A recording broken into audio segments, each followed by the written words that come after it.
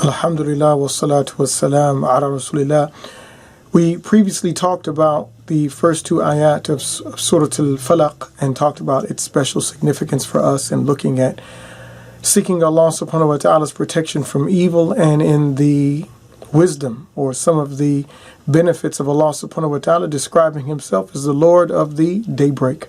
We want to look at the last part of the ayat, which is dealing with the various specific forms of evil. So, min sharri ma khalaq deals with evil in general. وَمِن شَرِّ غَاسِقٍ إِذَا وَقَبْ وَمِن شَرِّ النَّفَّاثَاتِ فِي الْعُقَدِ وَمِن شَرِّ حَاسِدٍ إِذَا حَسَدَ. These three ayat, they deal with more specific aspects of evil. And more so, they all seem to deal with aspects of evil that are hidden. And so Allah mentions وَمِن شَرِّ غَاسِقٍ إِذَا وَقَبْ, and from the evil of the night as it enters. And so the night places a cover over evil that makes it much more difficult to see. And so the idea that Allah subhanahu wa ta'ala, in spite of the fact that we might not be able to perceive that evil and might not be able to see it, that Allah subhanahu wa ta'ala is still able to see it and bring it to light and able to protect us from it, it should give the Muslim a certain amount of comfort. He also mentions وَمِن شَرِّ النَّفَّاثَاتِ فِي الْعُقَدِ, and from the evil of the witches who blow on knots. These witches, they do their sorcery in the middle of the night, usually in a closed room away from everyone. So they're in different levels of darkness. The darkness of the night, the darkness of cover, the darkness of their own roofs or houses or whatever, the darkness of the night. And still, even though it's hidden, Allah subhanahu wa ta'ala is able to reveal it and able to remove it. And the fact that they're there and believe that they can somehow harm someone of Allah's creation and that Allah subhanahu wa ta'ala can't do anything about it, it shows their own weakness. And from the benefits of some of the scholars of tafsir that they've mentioned about this ayat, and why does it mention witches as opposed to magicians in general?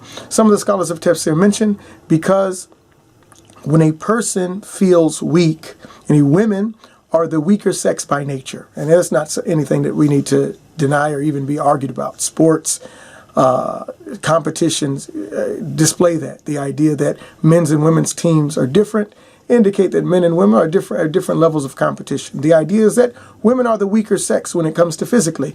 And oftentimes when someone is weaker, then because they can't deal with a person or deal with something face to face, sometimes they resort to underhanded means by which to achieve what they want to. And so here these witches have resorted to sorcery to cause the harm that they want to, because they most likely cannot deal with that harm face to face. And so not only is it us seeking refuge with the Lord of Al Falaq from people who try underhanded means to do things, but it's also a warning to us, and that we should have a reassurance in Allah subhanahu wa ta'ala that because of the strength that we feel in Him, we don't need to resort to things that are underhanded and things that are haram, forbidden, that are not permissible to be able to achieve what we need to achieve or what we want to achieve on any level. Allah is fully capable of doing those things Himself, and if we try our best and depend on Him, then we're going to get what we're supposed to get. وَمِن شَرِّ حَاسِدٍ إِذَا حَسَدَ, and from the evil of the envier when he envies. Envy has to be the most hidden form of evil, because it's in the heart. A person can smile in your face and say nice things to you, but deep down inside, they hate you and they want the goodness that Allah subhanahu wa ta'ala has given you to be removed. And so Allah is reminding us that even this very well hidden harm that is hidden in a person's heart, that Allah subhanahu wa ta'ala is even able to bring this out and protect us of it and from it and keep us safe. Why is this significant? It's significant because in this day and time, people are concerned about this virus. It's something they can't see. They don't know who has it. They don't know where it is. Maybe the person in front of you, maybe the person at the grocery store. Who knows? The idea is that Surah al Falaq uncovers everything that's hidden. And He's able to protect us from everything, no matter how hidden it is. And so even that envy, even those sorcerers at night, even the darkness of the night, none of that is too much for Surah al Falaq. And again, just as we benefited from the ayat pertaining to the witches, we benefit again from the evils of al-hasad. The Prophet ﷺ is reported to have mentioned that hasad eats away a person's good deeds like a fire eats up firewood. And a part of that is because hasad is to rebuke, or it's to second guess, to question Allah's judgment in who He gives what He gives to. And whoever gave something or someone more than what we have, it's what Allah subhanahu wa ta'ala blessed them with. And so it's also a reminder for us, don't be envious. Don't think that if Allah subhanahu wa ta'ala gives something to someone and He doesn't give it to you, that that person doesn't deserve it, and that's any knock on Allah subhanahu wa ta'ala, and that you're more deserving of it. No. You trust in Allah subhanahu wa ta'ala to give you what you need. You ask Him, and if He gives it to you, alhamdulillah. If He doesn't give it to you, alhamdulillah, because He knows what's best. Perhaps that thing that you want will be a cause of your own destruction. وَعَسَىٰ أَن تُحِبُّ شَيْئًا وَهُوَ شَرٌّ لَكُمْ. And perhaps you love something and it's harmful for you.